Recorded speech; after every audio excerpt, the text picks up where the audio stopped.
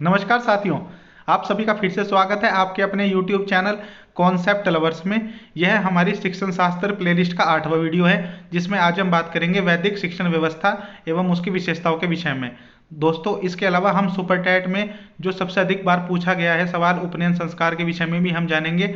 उसके अलावा हम बौद्ध धर्म की जो संरचना है एवं उसके संगठन है उसके विषय में भी आज हम चर्चा करेंगे।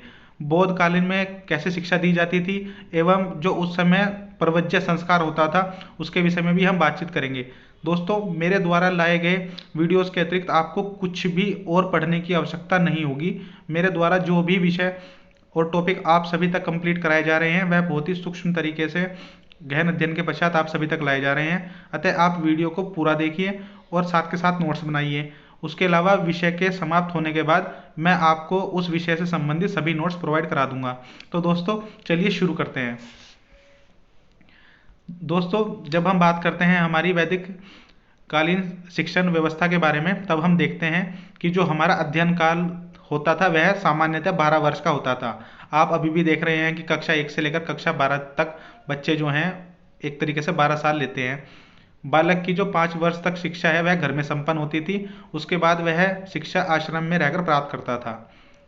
गुरुकुल में प्रवेश के बाद बालक के उपनयन संस्कार के बाद गुरु गायत्री मंत्र का उपदेश देकर शिक्षा शुरू करता था। 5 वर्ष की अवस्था में बालक का चूड़ाक्रम संस्कार या विद्या आरंभ संस्कार किया जाता था, जिसे विद्यारंभ संस्कार कहते थे। इसके बाद बच्चे की गृह शिक्षा शुरू की होती थी। दोस्तों, आप देख रहे हैं कि जब बच्चा 5 साल का होता है तब उसका चूड़ाक्रम संस्कार जो है वह होता है। एक तरीके से उसकी जो शिक्षण है वह उसके घर में ही शुरू हो जाता है। उसके बाद जब वह बच्चा बड़ा होता है, अलग अलग वर्ण के हिसाब से अलग अलग समय में उसका उपनयन संस्कार किया जाता है, जिसमें वह उच्च शिक्षा के लिए गुरुकुल में जाता है और अपने गुरु से जो शिक्षा है वह ग्रहण करता है। हम देखते हैं कि शिक्षा के पाठ्यक्रम अत्यंत व्यापक थे। उस समय वेद, उपनिषद, पुराण, नीतिशास्त्र, इतिहास, भाषा, कला, विज्ञान, शिल्प, कृषि, पशुपालन, अर्थशास्त्र आदि विषयों की शिक्षा दी जाती थी। उसके अलावा दोस्तों, जो हमारा युद्ध शास्त्र था उसके विषय में भी बच्चों को बताया जाता था। एक तरीके से आपने देखा होगा कि रामायण में भी जो हमारे भगवान श्री रामचंद्र जी हैं वह अपने गुरु के यहाँ पर शिक्षा ग्रहण करने के लिए गए थे। इसके बाद हम देखते हैं वैदिक कालीन जो हमारी शिक्षा व्यवस्था है उसकी विशेषताओं के बारे में। दोस्तों, वैदिक कालीन शिक्षा व्यवस्था या जो हमारी गुरुकुल पद्धति थी वह बेसिकली वेद पर आधारित थी। ऐसी शिक्षा का जो स्रोत था वह वेद था। एक तरीके से इसमें वेद की शिक्षा पर ही सबसे ज़्यादा ध्यान दिया जाता था। इसके बाद हम देखते हैं कि वैदिक युग में शिक्षा पूरी तरह राज्य के नियंत्रण से मुक्त थी। एक तरीके से राजा का शिक्षा पर कोई भी अधिकार नहीं होता था। बच्चे जो हैं अपने गुरु के पास रहते थे और गुरु के जो नियम थे उन्हीं को फॉलो करते थे। शिक्षा सार्वजनिक न होकर निःशुल्क थी। बच्चों से कोई भी फीस उस समय नहीं ली जाती थी। उसके अलावा हम देखते हैं कि शिक्षक पुस्तक से न होकर व्यवहार के जीवन से होता था। बालक समस्त दैनिक क्रियाओं एवं व्यावसायिक कौशलों को करके सीखता था।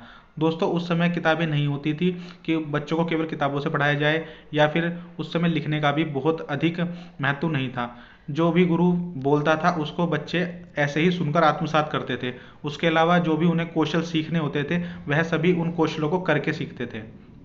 इसके अलावा हम देखते हैं कि वैदिक कालीन शिक्षा की 3 प्रमुख विधियां सुनना, मनन एवं निधि साधन थी।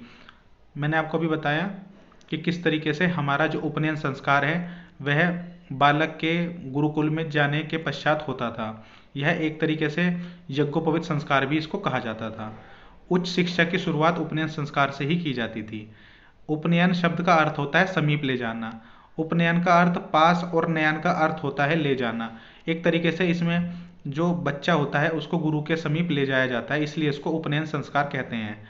उच्च शिक्षा में आयु एवं जाति के आधार पर प्रवेश दिए जाते थे। मैंने आपको भी बताया कि जो ब्राह्मण था वो 8 वर्ष की आयु में उपनयन संस्कार को पाता था। क्षत्रिय को 10 वर्ष की आयु में यह संस्कार दिया जाता था। वैश्य 12 वर्ष की आयु में यह संस्कार करवाता था। यह सभी चीज़ें आपकी एग्जाम की दृष्टि से बहुत अधिक महत्वपूर्ण हो जाती हैं, आपको यह हमेशा याद रखनी है। इसके अलावा हम देखते हैं कि शूद्रों को उपनयन संस्कार का अधिकार प्राप्त न होने के कारण उन्हें उच्च शिक्षा में प्रवेश नहीं मिलता था। उपनयन संस्कार के संपन्न होने के बाद जब बालक गुरुकुल से अपने घर पहुंचता था तब सर्वप्रथम बालक का समापवर्तन संस्कार होता था। समापवर्तन का तात्पर्य है वापस लौटना। तो दोस्तों आप देख रहे हैं कि किस तरीके से हमारी वैदिक सभ्यता में बच्चे का सबसे पहले चूड़ा संस्कार होता था 5 वर्ष की आयु में। उसके बाद घर पे शिक्षा प्राप्त करने के बाद वह आश्रम में शिक्षा पाता था, उपनयन संस्कार उसका होता था, उसके बाद अंत में उसका समापन संस्कार होता था। दोस्तों इसके बाद हम देखेंगे कि जो हमारी वैदिक कालीन शिक्षा व्यवस्था है उसकी क्या क्या कमियां थी। जैसे कि हमने देखा कि यह बाल मनोविज्ञान का समावेश नहीं होता था। बाल केंद्रित शिक्षा न होकर शिक्षा जो है वह अध्यापक केंद्रित थी। जो भी गुरु के द्वारा बच्चों को बताया जाता था, बच्चों द्वारा केवल वही ग्रहण किया जाता था। ऐसा नहीं होता था कि बच्चे खड़े होकर अपने सवाल गुरु से पूछ रहे हैं और बच्चे जो पढ़ना चाहते हैं गुरु उसके हिसाब से बच्चों को पढ़ा रहा है। नहीं, इस तरह की व्यवस्था उस समय नहीं थी। इसके अलावा हम देख रहे हैं कि धार्मिकता की, सत्य और आदि विषयों की एक तरीके से ज़्यादा प्रधानता थी। एक तरीके से अध्यात्म जो है वह बहुत अधिक पढ़ाया जाता था। मैंने इससे पिछली वीडियो में आपको आदर्शवाद बताया। एक तरीके का आदर्शवाद ही उस समय सबसे अधिक एक तरीके से पढ़ाया जाता था। वर्ण व्यवस्था के कारण शिक्षा सभी के लिए नहीं थी। मैंने आपको बताया कि शूद्रों को शिक्षा प्राप्त करने का अधिकार नहीं था। स्त्रियों में भी शिक्षा का व्यापक प्रचार प्रसार नहीं था। शिक्षा व्यवस्था मौखिक थी तथा लेखन अभ्यास पर ध्यान केंद्रित नहीं किया जाता था। संस्कृत के अलावा अन्य विषयों का अध्ययन भी अधिक ध्यान से नहीं किया जाता था। मैंने आपको जब बौद्ध धर्म पढ़ा रहा था तब बताया था कि उस समय जो जनसाधारण की भाषा थी वह पाली थी, परंतु ब्राह्मणों की भाषा जो है वह संस्कृत थी। इसीलिए आश्रम में जो संस्कृत का अध्ययन है वह सबसे अधिक किया जाता था। पाली जो भाषा है और एवं अन्य जो भाषाएं हैं उन पर इतना अधिक ध्यान नहीं दिया जाता था। तो दोस्तों इसके बाद हम देखते हैं कि हमारी बौद्धकालीन प्रारंभिक शिक्षा। मैंने आपको बताया था कि किस तरीके से हमारे जो वैदिक धर्म है उसमें बहुत अधिक बुराइयां आ गई थी, जिसकी वजह से एक बौद्ध धर्म का नया निर्माण हुआ महात्मा बुद्ध के द्वारा। और बौद्ध धर्म में भी जो है वह बच्चों को शिक्षा दी जाती थी। उसी के क्रम में हम बात करेंगे कि बौद्ध धर्म में जो शिक्षा दी जाती थी वह सभी के लिए थी, इसमें कोई जाति या धर्म का बंधन नहीं था। इसके बाद हम देखते हैं कि प्रारंभिक शिक्षा पूरी तरह निःशुल्क थी। शिक्षा व्यवस्था का मूल केंद्र संघ होता था, जिसका प्रशासन एवं प्रबंधन योग्य एवं अनुभवी व्यक्ति करता था। दोस्तों बौद्ध काल में हमें संघ देखने को मिलते हैं। इनका निर्माण बेसिकली महात्मा बुद्ध द्वारा किया गया था। ये एक तरीके से बौद्ध की जो शिक्षाएं हैं उनको ग्रहण करने के लिए उस समय संघों का निर्माण किया गया था। कोई भी व्यक्ति संघ में प्रवेश पा सकता था और जो बौद्ध की जो भी सीख है उसको सीख सकता था। मैंने आपको बताया कि जो भाषा थी वह पाली थी। शिक्षा को राजा का संरक्षण प्राप्त था, लेकिन वह नियंत्रण नहीं करता था। एक तरीके से जो राजा थे वह बौद्ध धर्म को संरक्षण देते थे, उनको बहुत अधिक पैसा प्रोवाइड कराया जाता था, और परंतु वह बौद्ध धर्म में जो शिक्षा दी जा रही है उसको नियंत्रित नहीं करते थे। इसके बाद हम देखते हैं कि बौद्ध शिक्षा की संरचना एवं संगठन के विषय में।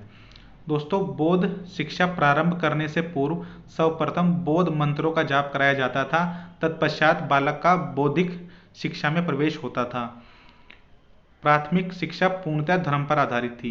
हम वैदिक धर्म में भी यही देखते हैं कि जो शिक्षा है वह पूर्णतः धर्म पर थी, और यहाँ पर भी हमें यही देखने को मिलता है। इसके अलावा हम देखते हैं कि बच्चों की प्राथमिक शिक्षा की व्यवस्था मठों और विहारों में होती थी। बच्चों के 6 वर्ष होने पे प्राथमिक शिक्षा में प्रवेश लिया जा सकता था। बालक के 12 वर्ष होने पर उसकी प्राथमिक शिक्षा संपन्न हो जाती थी। हमने इससे पिछले वैदिक शिक्षा में पढ़ा कि बच्चा जो है वह आश्रम में अपनी जाति के हिसाब से अलग अलग समय में प्रवेश पाता था, परंतु बौद्ध में जो शिक्षा व्यवस्था थी उसमें बच्चा जो है वह 6 वर्ष की आयु में ही अपनी प्राथमिक शिक्षा के लिए दाखिला बौद्ध मठों में ले सकता था। बौद्ध शिक्षा में किसी भी धर्म का बच्चा प्रवेश ले सकता था, केवल चांडाल बौद्धिक शिक्षा को ग्रहण नहीं कर सकते थे। इसके बाद हम देखते हैं हमारा अगले टॉपिक की ओर, जो कि है हमारा प्रवज्य संस्कार। एग्जाम की दृष्टि से यह बहुत अधिक इंपॉर्टेंट हो जाता है। बौद्ध धर्म में प्रवज्य संस्कार किया जाता था। बौद्ध मठों में प्रवेश से पूर्व बच्चों के माता पिता से अनुमति प्राप्त कर बच्चों का प्रवज्य संस्कार होता था। इसको प्रवज्य संस्कार भी कहते हैं। कहीं कहीं पर आपको ये भी लिखा मिल सकता है, तो घबराइएगा मत। प्रवज्य संस्कार में मठ का मुख्य भिक्षु बालक से 3 बार बुद्ध मंत्र कहलवाता था। वह मंत्र कौन सा होता था? बुद्धं शरणं गच्छामि, धम्म शरणं गच्छामि, संघ शरणं गच्छामि। अर्थात मैं बुद्ध की शरण लेता हूँ, मैं धर्म की शरण लेता हूँ, मैं संघ की शरण लेता हूँ। इस मंत्र का जाप जो बच्चा है उससे कराया जाता था। यह हमारा बेसिकली प्रवज्य संस्कार होता है। दोस्तों, प्रवज्य संस्कार के अंतर्गत बालक को 10 आदेशों का पालन करना होता था। आप ये 10 आदेश अपनी स्क्रीन पर देख सकते हैं, जिसमें जीवों की हत्या न करना, चोरी न करना, अशुद्धता न करना, असत्य न बोलना, मादक पदार्थों का सेवन न करना, वर्जित समय पर भोजन न करना, नृत्य न करना, श्रृंगारों की वस्तुओं का प्रयोग न करना, ऊंचे बिस्तरों पर न सोना, सोना चांदी का दान न लेना। मैंने आपको जब बौद्ध धर्म पढ़ा रहा था तब बताया था कि किस तरीके से संघ में बहुत अधिक कड़े नियम थे, जिनका पालन जो बौद्ध भिक्षु हैं उनको करना पड़ता था। इसके अलावा उन्हें संपत्ति अर्जित करने का अधिकार भी नहीं था। अतः जो बच्चे शिक्षा के लिए हमारे बौद्ध मठों में जाते थे, उनको भी ये सब चीज़ें एक तरीके से फॉलो करनी पड़ती थी। ये जो आपके सामने 10 नियम दिए गए हैं, इनको एक तरीके से फॉलो करना पड़ता था। ये एग्जाम की दृष्टि से बहुत अधिक महत्वपूर्ण नहीं है, लेकिन आपको यह पता होना चाहिए कि उस समय की जो व्यवस्था है वह किस तरह प्रकार की थी। मठों में प्रवेश के पश्चात बालक या छात्र का श्राणमेर होता था। एक तरीके से यह जो है एक तरीके का पद्धति थी, जिसमें जो बच्चे होते थे वह एक तरीके से प्राथमिक शिक्षा पूरी करके उच्च शिक्षा की ओर जाते थे। दोस्तों, बेसिकली उच्च शिक्षा में भी ज़्यादा कुछ होता नहीं था।